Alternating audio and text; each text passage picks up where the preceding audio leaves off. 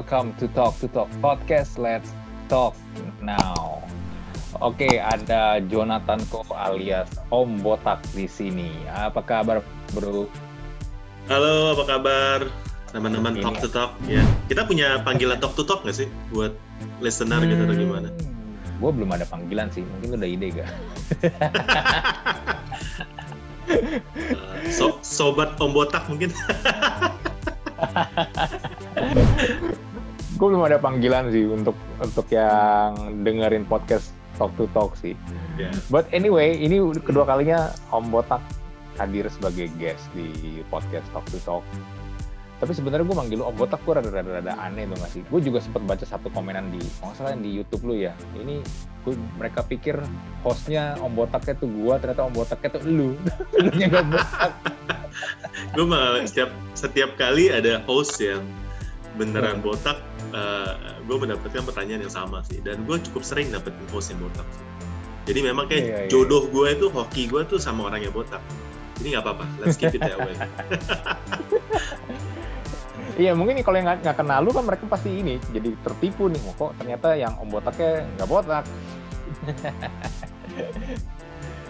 Kemarin 12 gimana bro? Kayaknya rame banget tuh gue lihat updatean lu tuh. Wow, gila. Menurut gue sih 12 kemarin tuh sukses besar ya. Bahkan lebih daripada tahun lalu. Jadi 12 itu kan merupakan event jualan online yang paling besar di Indonesia. Ya, kalau di luar negeri mungkin Singles Day 11-11, tapi di Indonesia ini adalah 12-12. Ya, Harbolnas kita 12-12 aja. Nah, tahun ini eventnya tuh dibuat suatu iklan di mana-mana dan lain-lain. Jadi gila banget ya. Bahkan kayak misalnya saudara gue, kalau nggak mami atau siapa yang tadinya jarang belanja online, mereka itu sampai aware sama 12-12. Jadi kali ini benar-benar berbeda menurut gue. Jadi ledakannya juga luar biasa. Dan itu bukan cuma gue doang, tapi teman-teman yang udah pernah ikut kelas atau dalam komunitasnya kita. Itu semua bilang hal yang sama bahwa event ini dahsyat banget.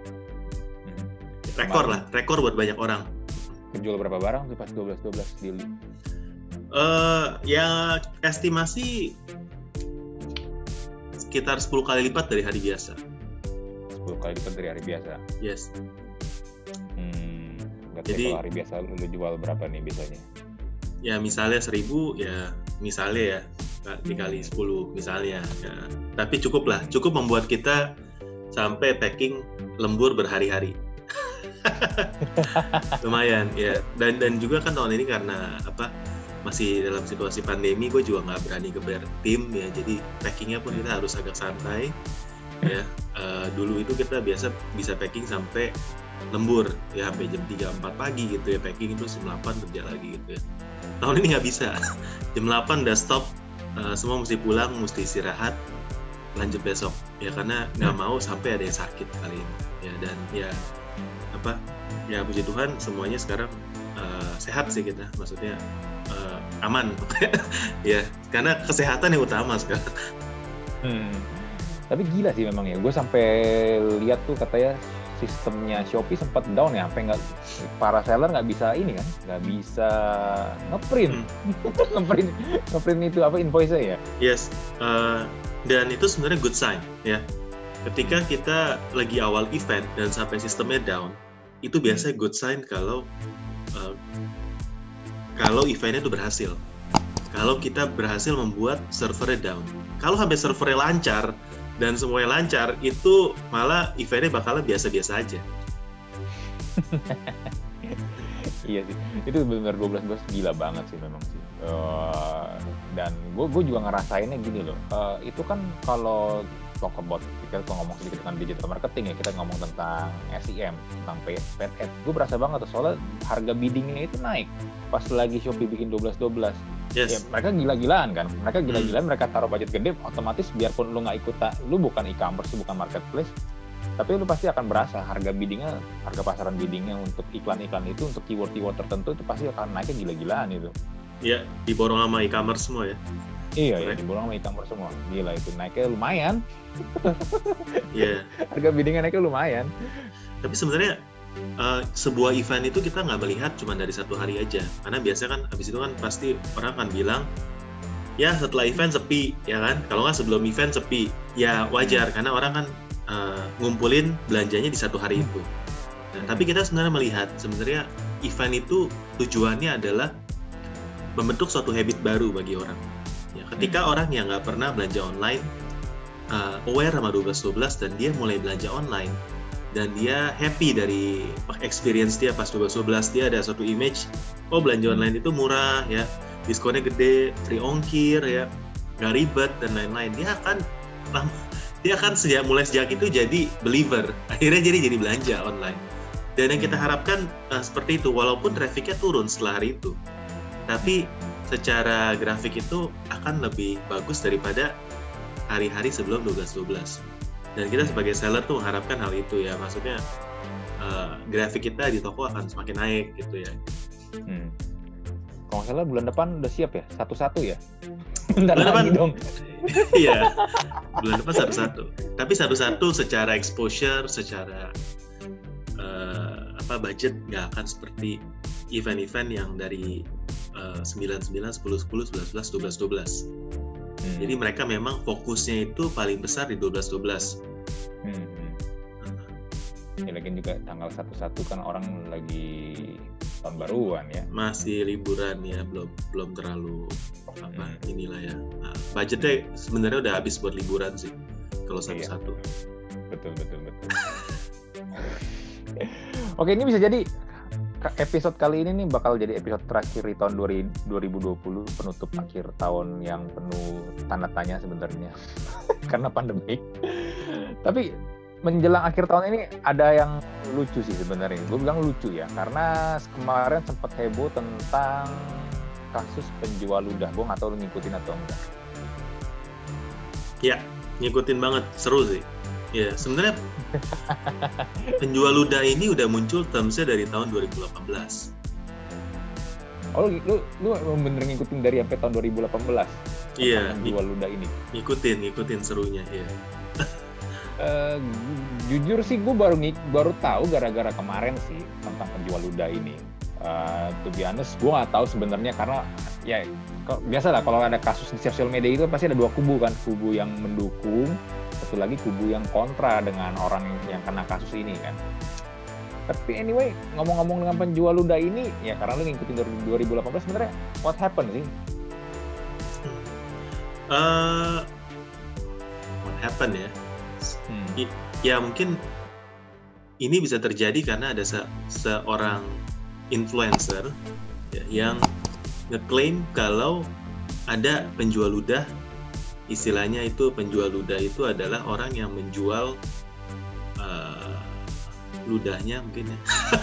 Gimana sebutannya biar enak ya, motivator lah ya, motivator tapi di belakangnya dia nggak punya bisnis asli, lebih ke sana. Motivator tapi di belakangnya nggak punya bisnis asli. Oke. Yeah.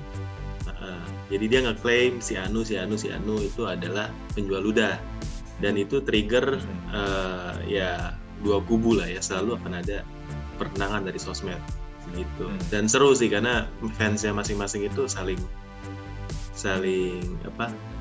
sibuk gitu.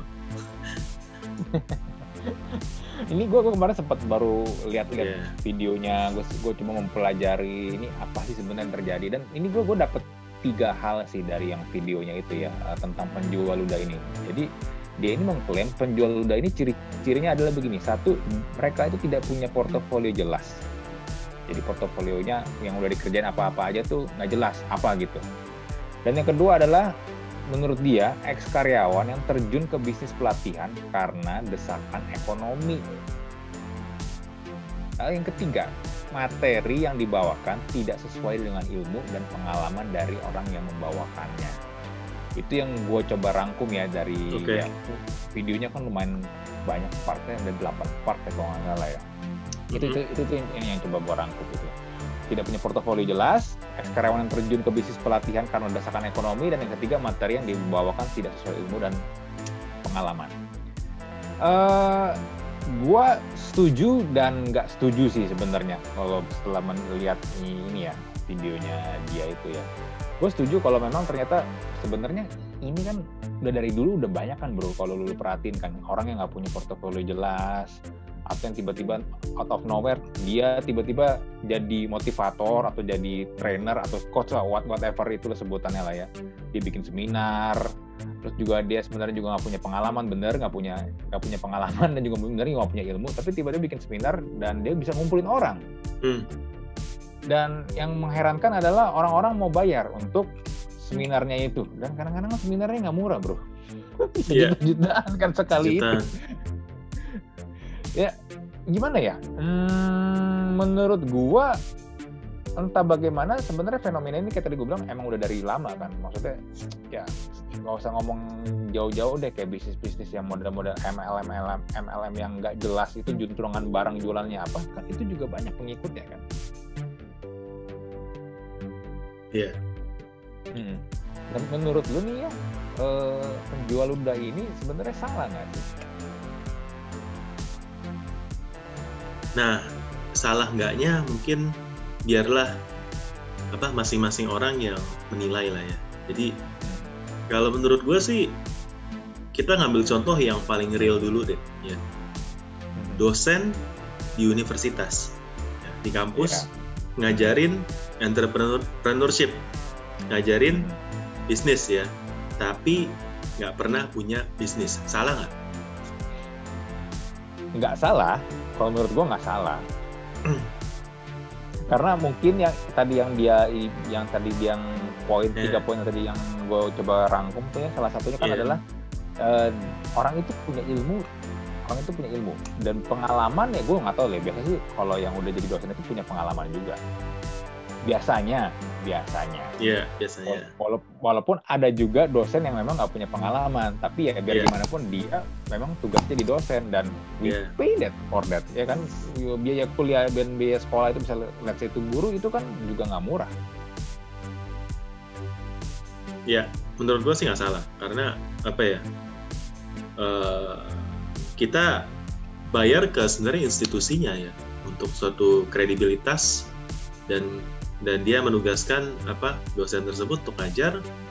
Teori yang diajarkan memang udah teori yang seharusnya dipelajari sebagai mahasiswa ya. Dan kalau ngobrol sama teman-teman, memang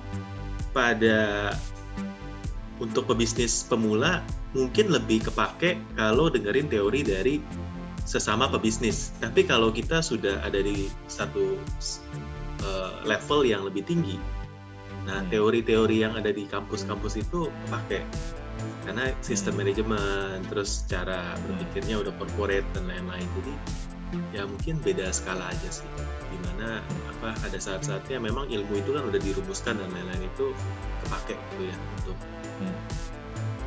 yang mau belajar ya. Dan pada dasarnya gue sih percaya selama kita tuh punya hati yang mau belajar ke siapapun, itu pasti kita bisa mendapatkan sesuatu. Selama kita gelasnya kosong ya, dan nggak berasa ini. Ya. Dan gue sendiri dalam pengalamannya juga berasa sih, ya kan. Kan gue juga buka kelas-kelas ya, kelas-kelas selama pandemi kita buka Zoom ya, seminar, dan bersyukur banget kalau memang ada yang percaya untuk ngambil kelas-kelas itu ya. Nah, boleh percaya atau enggak, orang-orang yang ikut gratis atau ikut bayar itu berbeda, dan bayarnya semakin mahal juga itu udah nyaring orang-orang yang level mau belajarnya itu beda. Apa yang mau ngebedain orang yang gratis dan orang yang berbayar? Karena sebenarnya kan kalau gratis orang pasti bilang gue juga waktu itu sempat iseng-iseng karena kemarin pandemik ya, gue pengen ya bantu-bantu orang lah. Gue iseng-iseng gue tawarin tuh siapa nih yang mau gue coaching kecil-kecilan, tapi gue coachingnya bikin one on one. Gimana caranya supaya monetize channel YouTube lu, karena kan sebenarnya dari YouTube lu juga bisa dapat duit kan, dan tapi kan banyak orang nggak tahu bagaimana cara memonetize, karena bikin channel lu bisa dapat monetasi itu, dapat AdSense itu kan ya lumayan berat, karena lu butuh 1.000 subscriber minimal dan 4.000 jam. Gue bikin itu free, and you know what, ada 5 orang yang mau, gue ambil 5 orang itu, tapi dari 5 ini cuma 1 yang akhirnya benar-benar bersedia untuk gue kasih ya inilah, gue sedikit kasih coaching lah. 4 ini tiba-tiba mundur. Gue nggak tahu alasannya kenapa, tapi ya mungkin gue berpikir karena free gitu loh, jadinya mereka juga ya udahlah free, bodo amat gitu. Apakah benar kayak begitu? Jadi mungkin kalau dari kesimpulan cerita yang tadi, pertama adalah kalau free biasanya level komitmennya lebih rendah karena dari mereka nggak ada biaya, ya, belum nggak ada pain istilahnya. Sedangkan kalau berbayar kemungkinan orang akan lebih komit karena sudah mengeluarkan investasi. Jadi itu sih. Dan ketika orang udah berbayar, mereka pasti akan lebih punya komitmen untuk hadir di acara dibandingkan acara yang free. Tapi di satu sisi juga gini bro, gue juga ngeliat ya, kalau dibikin berbayar, ada aja pasti orang yang ngomong, kok kayak gini aja berbayar sih? Nah, ya pasti ada pasti ada kayak gitu. Tapi kita kadang-kadang berbuat berbayar pun justru untuk menghindari orang-orang kayak gitu. Jadi cara menfilternya dengan bikin ini ya, dengan bikin ya lu harus bayar lah. Ya, karena kita kan juga dalam mengajar ada sebuah komitmen waktu yang dengan waktu itu kita bisa melakukan hal-hal produktif lainnya. Nah, lu sendiri kapan nih lu memulai untuk bikin kayak kelas-kelas supaya orang-orang tuh, lu kan bikin pelatihan training ini kan tentang bagaimana cara berjualan di marketplace, bagaimana cara mengoptimalkannya, bagaimana cara scale up-nya. Nah, lu mulai kapan sih kayak begitu? Karena kan lu awalnya kan emang bukan profesi lu ini kan, bukan kerjaan lu kan emang pure sebenarnya kan jualan online. Ya, sebelum pandemi sudah buka kelas-kelas sih sebenarnya, tapi lebih ke seminar yang di hotel gitu ya, dan biasanya ada sponsor yang ini, dan berapa kali pernah berbayar. Jadi sebelum pandemi pun sudah ada kelas yang berbayar. Ini inisiatif lu sendiri atau memang ada yang ngadain tuh dan lu diundang atau gimana? Dua-duanya ya. Pernah gue itu kan buat buku kan. Jadi buat teman-teman mungkin yang belum tahu, Botak itu punya buku namanya Marketplace Marketing, bahas soal perjalanan bisnis online dan cara tips dan trik berjualan Tokopedia. Nah, mungkin sejak ada buku itu pun ada satu inisiatif, ya udah sekalian kita ngadain seminarnya bahas soal buku itu. Berarti awalnya inisiatif lu dulu tuh? Ya, tapi sebelumnya pun udah sering diundang sama komunitas-komunitas buat sharing di kota-kota. Jadi dari mana mereka kenal lu? Di komunitas. Oke. Komunitas seller, ya. Jadi lu join komunitas sellernya dan mereka ngelihat, wah si Om Botak ini jualannya nih rame nih. Tokonya juga reputasinya di Tokopedia aja udah triple diamond nih. Masih triple diamond udah lebih? Ya udah triple diamond. Ya, jadi akhirnya lu diundang di situ. Ya, jadi bermula dari diundang komunitas-komunitas ke berbagai kota. Habis itu gue pernah ngadain berbayar. Terus juga sebenarnya ada rencana roadshow ke beberapa kota sama sponsor. Tapi baru sempat 2 kota udah kena pandemi. Jadi gue switch itu jadi online. Pada awalnya sebenarnya gue juga ragu bisa jualan yang berbayar, to be honest ya. Karena selama ini kan kalau ada sponsor ya free, ya kan. Jadi ada teman yang ngajak, dia bilang ya udah buat kita coba, yang daftar cuma 3. Tapi kita tetap jalan terus tuh. Jalan terus ya, dari 3 habis itu ada mulai ke puluhan, mulai ke ratusan, habis itu ya sampai sekarang. Ya, jadi selama pandemi ini mungkin udah ada ya ribuan lah alumni kita. Ya, jadi dari testimoni dari kelas 1 ke kelas selanjutnya. Ya, gue sendiri sih cukup amazed sih lah ya. Maksudnya opportunity ternyata datang pada saat pandemi itu sesuatu yang gue sendiri tuh nggak pernah pikirin, wah gue pengen jadi pembicara untuk training kayak gini sih, nggak pernah ya. Tapi pandemi ini buka banyak opportunity sih. Nah kalau gitu lu sendiri bisa dikategorikan sebagai penjual ludah nggak nih? Nah kita mungkin balik ke tadi ke definisinya seperti apa.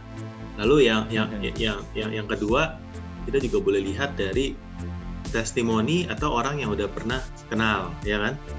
Apakah memang ilmu yang kita ajarin itu memang quote-unquote ludah atau memang daging gitu ya? Kalau orang ini bilangnya daging, ilmunya daging atau gitu. Jadi sebenarnya ya, gue nggak bisa klaim, oh gue bukan penjual ludah atau gimana. Tentunya harus dari teman-teman yang udah kenal, nanti bisa bilang seperti apa. Tapi bro ya, kalau back again talk about penjual ludah ini sebenarnya kan ini bias banget kan ya. Biasnya begini loh,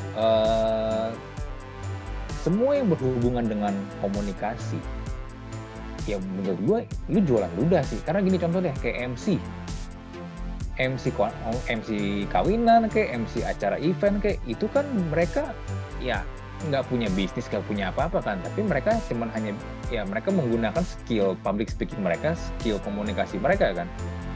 Itu juga bisa dikategorikan menjual ludah juga ya dalam tanda kutip ya.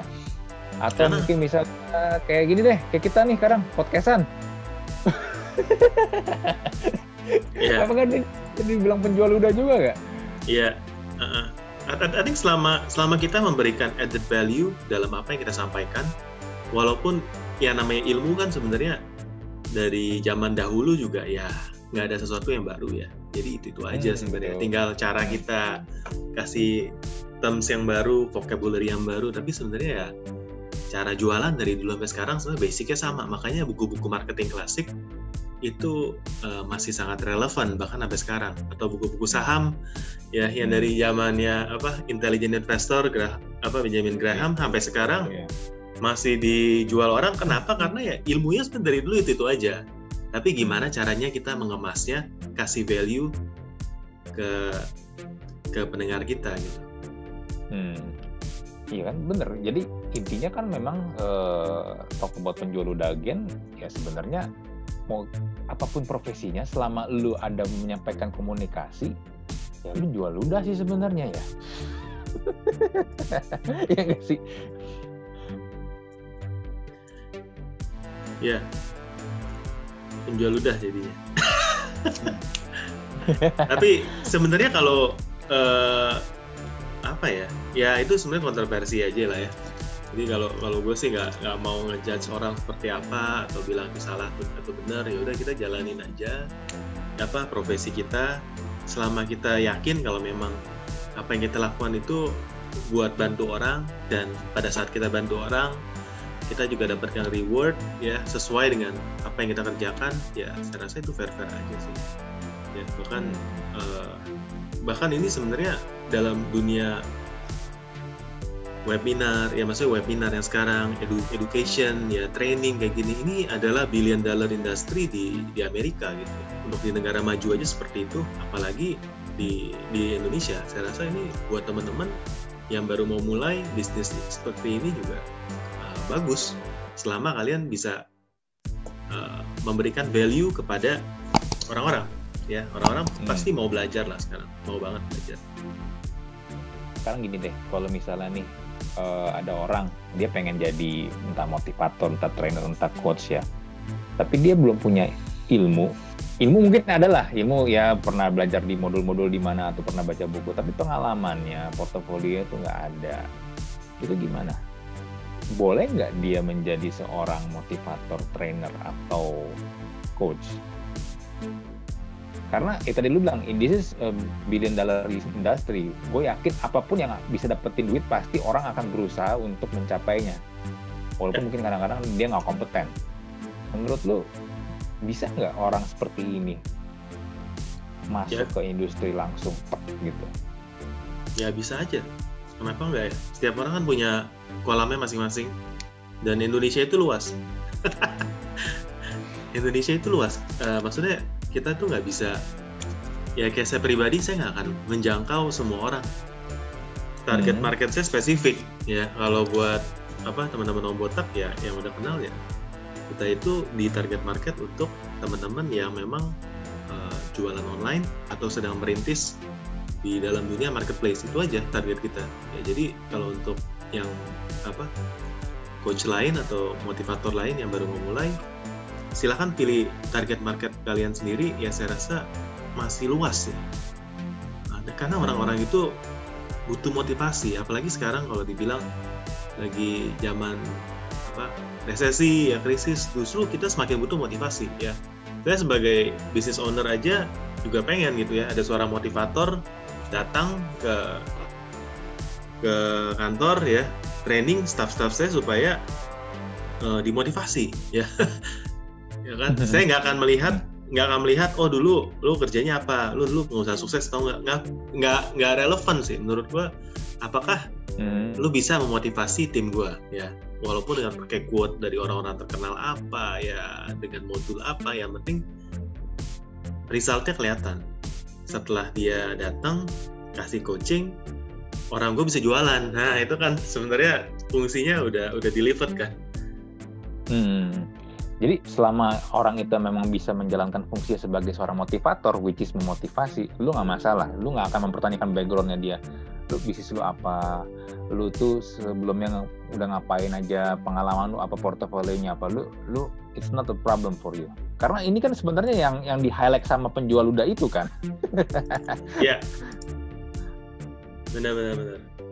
Jadi nggak masalah sih, yang penting bisa deliver ya. Dan yang penting orang setelah ikut kelasnya dia, setelah ikut seminarnya itu menjadi pribadi yang lebih baik. Ya, dan di sana orang itu udah deliver value ya. Dan ya wajar kalau misalnya itu berbayar, karena kan itu kerja. Capek tau ngomong, capek. Iya betul, ngomong capek kadang-kadang. Nah cuman gini bro, ini kan sebenarnya selain penjual luda kan juga ada satu hal yang di highlight juga, adalah tentang fake mentor yang fake.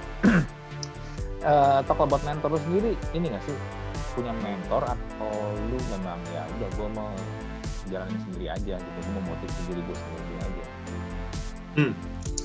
Kalau soal mentor gue rasa nggak ada yang spesifik, tapi teman-teman di dalam komunitas yang gue udah kenal dari lama ya, yang dimana gue bisa sharing, itu sebenarnya adalah mentor ya. Jadi kita saling sharing, terutama kalau untuk dunia marketplace itu kan sangat spesifik ya. Jadi kita itu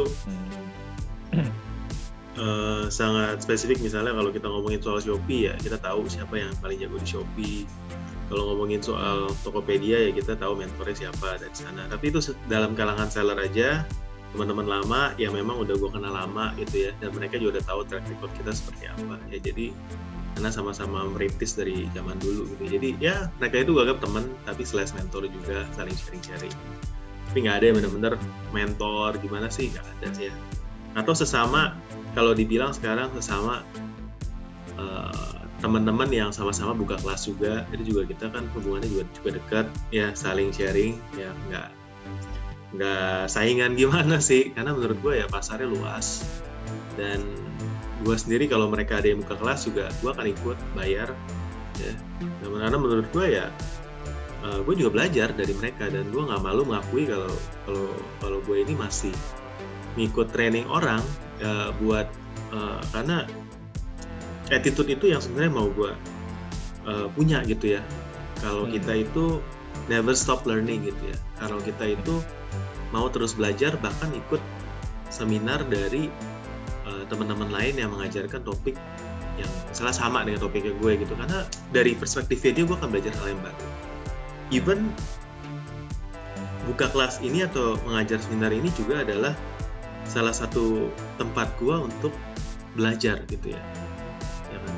Karena dunia ini kan cepat sekali ya, dan ketika kita mengajar maka kita terpaksa harus belajar lagi. Dan ketika gue belajar lagi, gue juga kadang surprise karena gue menemukan hal-hal baru yang sebelumnya gue juga nggak tahu ya. baik dari gue ngulik lagi sendiri sebelum ngajar, atau dari pengalaman dan experience, atau dari pengalaman maksudnya dari pertanyaan yang terjadi, interaksi yang terjadi dalam grup atau selama proses mengajar ya, atau dari sharing dari teman-teman yang ada di kelas. Ya justru gue merasa gue itu jadi ketagihan ngajar karena di sana gue banyak belajar. Ya, jadi ketika lu udah dalam proses yang suatu stage yang cukup dibilang stuck gitu ya, kayak gue udah tahu semua nih, gue udah jalani lama ya, coba deh ngajar. Ketika lu ngajar, gue yakin lu akan belajar sesuatu yang baru. Dan gue berasa di sini tuh gue benefit banget gitu. Yes. Ya, bukan aja kita bisa sharing, tapi dapatkan banyak juga hal-hal baru yang akhirnya bisnis online gue juga banyak improve dari sana. Karena hal-hal baru yang gue pelajarin, gue langsung kasih tahu ke tim untuk yaudah yuk kita coba ini sekarang gitu ya. Ya karena ya the only thing yang nggak pernah berubah adalah change kan, kalau orang bilang ya maksudnya. Dan ya kita harus terus berubah untuk even buat mempertahankan status quo itu kan, untuk mempertahankan posisi kita di dalam persaingan dengan terus berubah. Karena kalau kita nggak berubah, kita akan mati. Gitu. Jadi ini bisa jadi juga menjawab pertanyaan gini loh. Karena juga ada pertanyaan, kalau lu memang contoh di saham ya, kalau lu memang jago saham, lu jago trading saham, ngapain lu repot-repot bikin seminar dan seminar berbayar? Ngapain nyari duit juga di seminar? Ya mungkin bisa jadi jawabannya kayak tadi yang lu bilang, lu mendapatkan hal-hal baru ketika lu sharing dan mengajarkan ilmu, dan gak hanya mentok di ya yang penting gue dapet duit gitu. Karena kan banyak orang punya pandangan kayak gitu bro. Wah ini orang udah bilangnya dia jago saham, ngapain dia nih bikin seminar nih, jangan-jangan sebenarnya sahamnya lagi nggak bagus nih atau gimana kan. Kadang-kadang kan ada aja orang berpikiran nyinyir kayak gitu kan. Atau mungkin juga kalau misal itunya nyinyir ke lu, oh jangan-jangan nih Om Botak nih jualan tokonya lagi turun nih, makanya dia nyari duit di seminar nih. Bisa jadi kayak gitu. Ya tapi masalahnya apa yang kita kerjakan di online itu bisa dilihat sama orang. Kalau toko lu turun kan bisa langsung kelihatan, ya kan? Jadi gue rasa sih kalau untuk di dunia online itu gampang banget lah terlihatnya apakah yang kita ajarkan ini apa kita praktekin atau enggak, itu harusnya kelihatan dengan jelas ya soal itu ya. Soal lain juga menurut gue sih emang sering dapat pertanyaan seperti itu sih. Kenapa lu mau ngajarin gitu? Kan ini nambah saingan ujung-ujungnya ya. Tapi ya gue sih percaya kalau berkatnya orang udah dibagi-bagi lah ya, jadi kita nggak perlu khawatir. Buktinya sampai sekarang ngajarin juga malah kita terus bertumbuh ya, bukannya makin turun gitu salesnya. Karena konsep lu ini kan berbeda banget dengan konsep si penjual luda ini kan, which is dia berusaha menjelek-jelekkan orang-orang yang seprofesi sama dia. Sedangkan buat lu nggak masalah berkolaborasi dengan ya mungkin seller lain atau mungkin teman-teman lu juga sesama yang juga punya trainingnya masing-masing, dan lu juga bersedia bayar buat training-trainingnya mereka gitu loh. Ya, karena menurut gue sih kuncinya dalam dunia ini kolaborasi ya. Karena satu musuh itu terlalu banyak, dan teman itu nggak pernah cukup ya. Mungkin ada pepatah yang bilang itu, dan gue setuju sih. Jadi kuncinya adalah kolaborasi, bahkan dengan seller-seller yang berjualan barang yang sama dengan kita. Ya kalau bisa kenalan, gue mau kenalan gitu ya, maksudnya yuk kita kolaborasi gitu ya, nggak perlu curan-curan harga lah. ayo kita kolaborasi, do something gitu ya, karena kolaborasi itu indah sebenarnya. Nah sekarang gini bro, lu sendiri bikin training kayak begini, lu ngatur toko lu jadi gimana bro? Kan udah ada tim. Iya, udah ada waktu sebelum pandemi, fokusnya itu malah bukan ke toko, karena kan semuanya serba tenang ya, maksudnya semuanya bagus ya, ekonomi dari ini bagus, dan bisnis online bagus. Jadi gue itu sangat santai sebenarnya. Ya jadi udah lama sebenarnya ini autopilot. Kalau mau dibilang bisa autopilot ya udah lama autopilot. Gue punya waktu sebenarnya dulu itu buat ngerjain hal-hal lain. Hal-hal lain seperti ya keluar kota, sharing di luar kota, terus ada project-project lain ya. Jadi banyak hal-hal lain. Nah sejak pandemi karena kita nggak bisa kemana-mana, justru gue itu lebih fokus buat ngurusin bisnis online sendiri karena kondisinya kita itu dalam pressure kan. Kalau kita nggak berubah, kalau kita nggak memberikan yang terbaik, mungkin kita nggak akan survive gitu ya. Jadi dalam pressure ini malah kita bisa bertumbuh gitu. Apa sih yang jadi bensin buat ngajarin ke orang-orang ini selain ya tadi kan lu bilang pengen berbagi, lu bilang ya lu juga dapat duit tambahan lah dari sini lah, nggak bohong lah, aku juga nggak munafik lah kalau emang gue bisa dapat income tambahan, why not gitu loh, atau yes, bisa sih definitely sharing juga. Temen apa sih jadi bensin lu buat ngajarin begini kan? Kadang-kadang kayak begini kan capek bro, capeknya adalah lu akan menghadapi banyak orang dan pertanyaan orang-orang itu, respon orang-orang itu kan, dan attitude orang itu kan beda-beda bro. Apa sih menjadi bensin lu mau jalanin beginian gitu, selain lu dapat duit tambahan dan juga ya lu emang pengen berbagi gitu?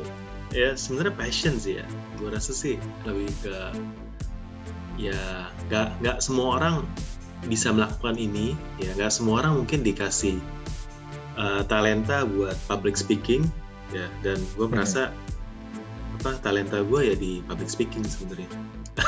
Jadi gue pengen pakai talenta yang udah dikasih dari Tuhan ya untuk jadi berkat gitu ya. Jadi ya ini sebenarnya passion.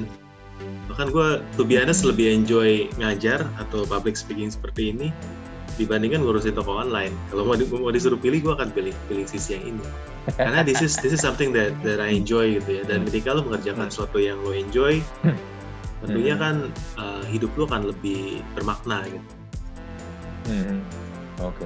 Dan yang kedua mungkin ya kalau boleh sharing, gue itu orangnya sebenarnya gampang bosenan gitu ya. Jadi ya dulu itu pas lagi karir juga setiap berapa tahun gue pindah company gitu.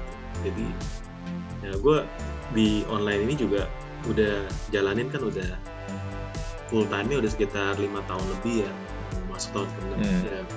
Udah di titik jenuh juga sih to be honest. Ya, kayaknya udah dari sana, tapi namanya udah punya bisnis ya kita nggak bisa pindah bisnis lain kan, kecuali lu serahin sama orang terus lu jual, terus lu buka yang baru ya. Tapi menurut gue sih this is a new challenge that I like gitu ya, dengan sharing, dengan berbagi ke orang ya. Menurut gue ini suatu challenge baru gitu. Oke, berarti memang karena lu mencari tantangan baru dan lu mencoba di ini dan ternyata lu enjoy. Yes, ya, enjoy. Ini menarik sih bro, kalau talk about bensin ya. Gue juga kalau ada orang nanya kenapa sih lu bikin podcast kayak gini, to be honest sih podcast gue topiknya tuh lumayan random ya. Gue kadang bisa ngomongin blockchain, gue bisa ngomongin marketplace sama lu, gue kadang bisa ngomongin tiba-tiba keperawanan, tentang pacaran, whatever gitu. Tapi kalau ada orang nanya nih ya, sebenarnya gue tuh nggak punya pikiran yang mau gimana-gimana ya. Gue memang dari dulu memang gue pengen punya suatu acara kayak semacam talk show, karena gue udah nonton talk show gitu. Gue suka dengerin talk show kayak Oprah Winfrey atau mungkin late night show yang di TV-TV di Amerika tuh kan ada lumayan banyak kan, kayak James Corden segala macam. Gue suka gitu loh, dan punya mimpi one day gue pengen punya acara kayak gitu. Gue bisa ngobrol dan gue bisa menggali guest gue atau narasumber gue, dan narasumber gue itu bisa ya sharing apalah something gitu yang bisa menjadi inspirasi. And you know what, ngejalanin podcast kayak begini sebenarnya kan agak susah ya, apalagi kalau lu bukan public figure ya, lu bukan artis ya. Dan jujur duitnya juga nggak terlalu seberapa. Tapi ada satu peristiwa yang menurut gue kenapa akhirnya gue tetap menjalani podcast ini. Gue pernah bikin waktu itu satu episode tentang keperawanan seberapa penting buat lu. Itu gue bahas bertiga, termasuk gue, 2 orang itu ya tentang lu setuju nggak kalau nanti lu dapet cewek atau dapet pasangan tuh udah nggak perawan, lu maunya masih perawan atau enggak ya, obrolan cowok-cowok lah ya.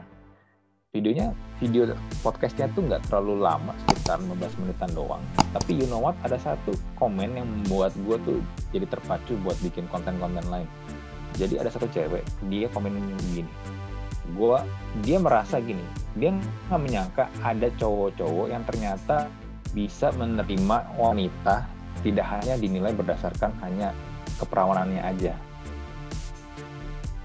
Dan buat dia adalah itu sesuatu yang amazing karena dia merasa cowok-cowok di sekitar dia yang dia kenal itu menilai cewek atau enggak tuh value-nya berdasarkan lu perawan atau enggak, dan dia amazed gitu dan dia merasa terberkati di situ.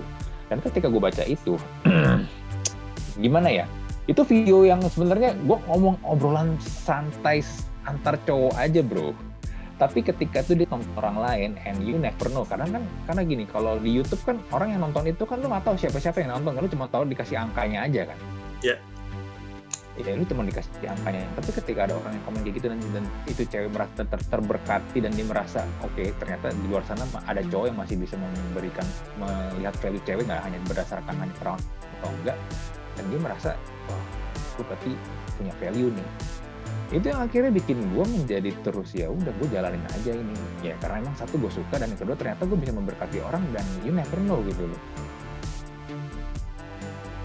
Keren. Ya. Jadi itu bensin ya untuk top-topnya. Itu yang jadi bensin buat gue sih, to be honest. Untuk yang jalan terus aja gue gini loh. Kadang-kadang ada orang yang ngelihat gue harus cari guest, gue harus tanya nyari orang, karena yang awal dulu bertiga sekarang tiba-tiba mereka satu teman gue pada keluar, akhirnya gue jadi sendiri kan. Ya udah, gue nggak masalah gitu loh, karena emang gue suka ngejalaninnya. Tapi kan mau nggak mau gue harus cari orang yang bisa gue ajak ngobrol untuk sesuatu topik kan, kayak lu kemarin, bro podcast yuk. dan ngomongin apa nih? Oke, penjual udah, yaudah yuk ayo kita ngobrol gitu. Tetap aja itu kan it takes time kan, itu tetap aja lu butuh tenaga, lu butuh waktu kan buat nyari kayak begitu kan, buat ngobrol kayak begini kan. Tapi ya back again, gue suka dan gue selalu berharap setiap kali gue nge-post konten atau episode podcast ini nih, mau berapapun yang nonton, mau cuma seratusan kayak atau nanti ribuan, kayak gue juga pernah dapat puluhan ribu yang nonton atau yang dengerin, buat gue nggak masalah. Yang penting selama ada satu orang terberkati buat gue ya itu it's an honor for me sih buat gue ya. Yes. Istilahnya kita ini kan sebagai manusia kita ingin punya karya gitu. Iya betul. Ya mungkin itu ya. Buat gue juga terbitin buku ya, punya ngajar gitu ya. Ya itu karya kita gitu, di dunia, dan itu yang ngedorong kita untuk melakukan itu dengan sebaik-baiknya supaya orang yang ikut ya, orang yang mendengar ya hidupnya bukan berubah ya, maksudnya ada value yang kita sampaikan ke mereka. Betul. Walaupun ya gini, gue kadang-kadang episode gue juga podcast gue juga kadang-kadang ada yang ngobrolnya santai, nggak jelas ngomongin game atau apa ya, tapi I try to give message lah, walaupun kadang-kadang message-nya juga hidden message atau message-nya mungkin nggak gitu langsung gitu, tapi ya whatever. Yang intinya ya lu mau dengar atau enggak ya, gue sih berharap ya semoga bisa memberikan inspirasi dan motivasi sih buat lu sih, buat siapapun yang kayak kemarin juga yang konten kita yang pertama tentang bagaimana lu membangun marketplace ya, gue selalu berharap siapapun yang nonton, siapapun yang dengerin ya bisa terinspirasi dari lu juga gitu, apa yang lu sampaikan sampai lu membangun sebuah toko online yang dari nol sampai lu bisa punya reputasi kayak sekarang gitu.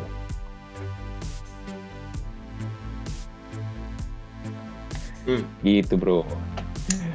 Ya anyway, jadi sekarang lu udah bikin berapa kelas? Ya udah banyak banget ya. Nggak ngitung. tapi gue sering lihat lu nge-post soalnya ada kelas ini bilang nggak ada habis-habisnya nih orang. Iya. Dan gue juga menyadari limitasi gue sih. Pertama, kalau ngajar sendiri itu exhausting. Kayaknya energinya tuh dari kita doang. Makanya kalau bikin kelas sekarang biasanya sama partner, sama trainer yang lain. Ya. Dan gue juga menyadari kalau gue itu nggak expert dalam semua hal. Jadi misalnya pajak, gue ngajak partner yang memang punya konsultan pajak, ya. Terus kalau misalnya marketplace lain, misalnya sesuatu marketplace yang Lazada kemarin gue ngajak partner, Shopee ada partner juga, Bukalapak ada partner, ya yang belum Tokopedia pun ada partner, istri gue sendiri ya. Jadi kedepannya kita juga mau buka foto studio, kemarin ada partner juga. Kedepannya kita ada berapa topik lagi yang kita mau buka, juga ada partnernya. Jadi gue melihat limitasi gue, dan at the end gue sebenarnya pengennya jadi moderator sih.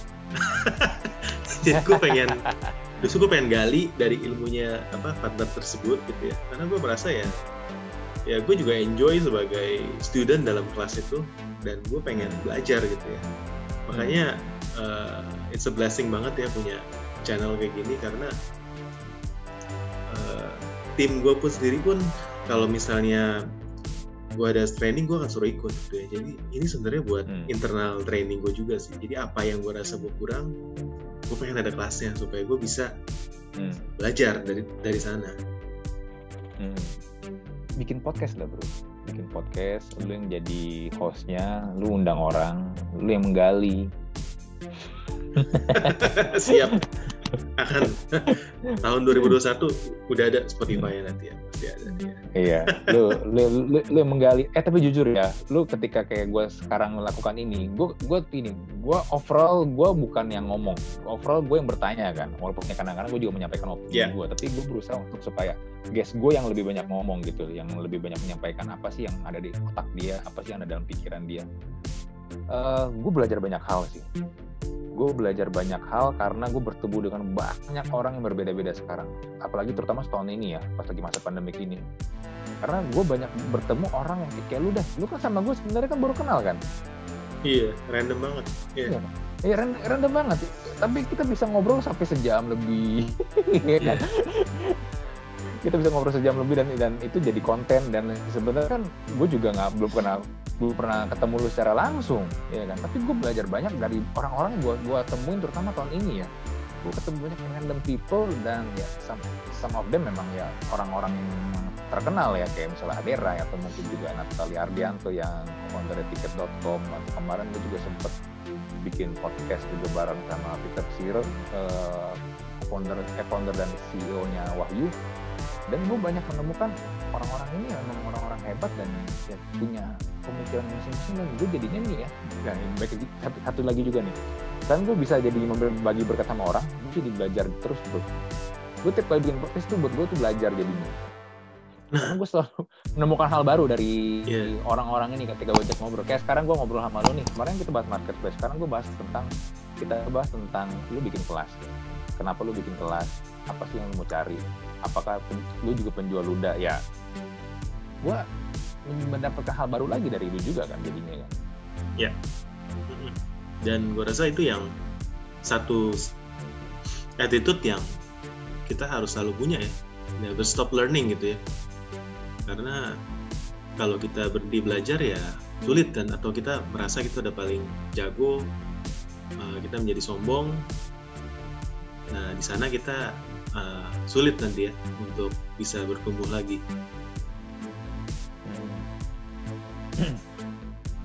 Oke, next bahas apa nih bro? Nextnya nggak tahu. tapi pandemi ini benar-benar sebenarnya kalau ya kita mau flashback ya, di tahun ini kan udah penghujung tahun. Ini sebenarnya banyak banget peluang baru, banyak banget peluang bisnis baru ya. Bahkan kalau mau kita bilang semua Zoom seminar yang berbayar atau yang free ya, ini semua kan baru mulai kan berapa bulan belakangan ini kan dari pandemi.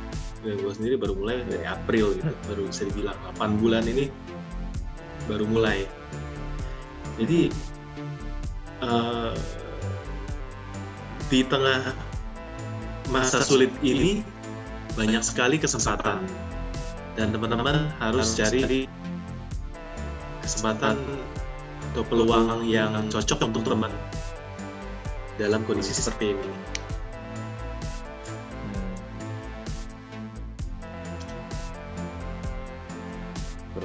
Sorry, kayak tadi agak nge-lag gitu.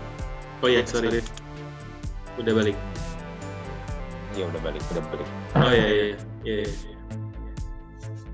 Tadi terakhir lu sempat bilang jangan berhenti belajar, kesempatan terus ada. Zaman belajar, kesempatan terus ada, terutama dalam pandemi ini ada banyak sekali peluang bisnis baru. Ya, intinya seperti itu sih. Oke deh bro, I think this is enough obrolan ngalor ngidul kita kali ini. Thank you buat teman-teman yang mau dengerin sampai sekarang ya. Maksudnya ya ini cuma curhat dua om botak aja malam hari ini.